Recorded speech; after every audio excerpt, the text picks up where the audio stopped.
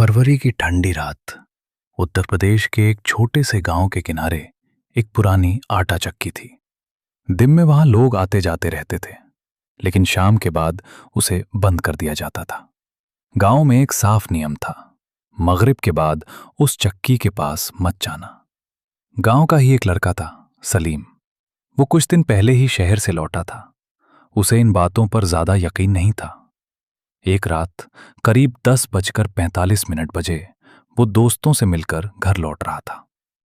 रास्ता चक्की के पास से ही गुजरता था।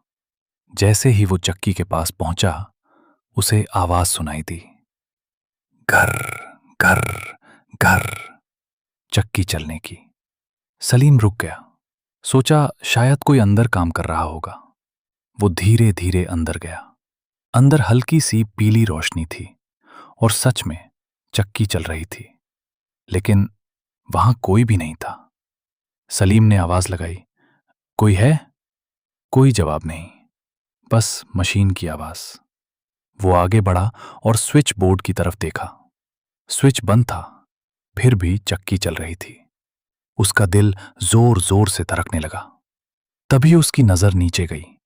फर्श पर आटा फैला हुआ था और उसमें नंगे पैरों के ताजा निशान बने हुए थे। वो निशान चक्की तक जाते थे और फिर वहीं से मुड़कर सीधे सलीम की तरफ आ रहे थे। सलीम के हाथ पैर सुन्न हो गए। उसे साफ महसूस हुआ उसके बिल्कुल पास कोई खड़ा है, पर दिखाई कुछ नहीं दे रहा था। तभी चक्की की आवाज धीरे धीरे कम होने लगी।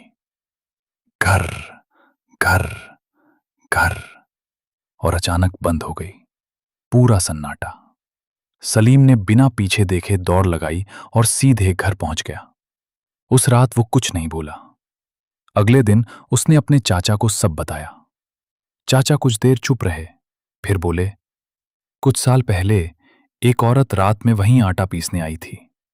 उसका दुपट्टा मशीन में फंस गया और वो बच नहीं पाई। तब से लोग कहते हैं रात में चक्की खुद चलती है। सलीम ने उस दिन के बाद कभी उस रास्ते से रात में नहीं गया, लेकिन एक बात उसने किसी को नहीं बताई। जब वो भाग रहा था, उसने एक पल के लिए पीछे मुड़कर देखा था। चक्की बंद थी, लेकिन आटे में एक नया पैरों का निशान बना, जैसे कोई उसके पीछे चल पड़ा हो। आज भी गांव में लोग कहते हैं, अगर रात में चक्की की आवाज सुनाई दे तो उस तरफ मत जाना।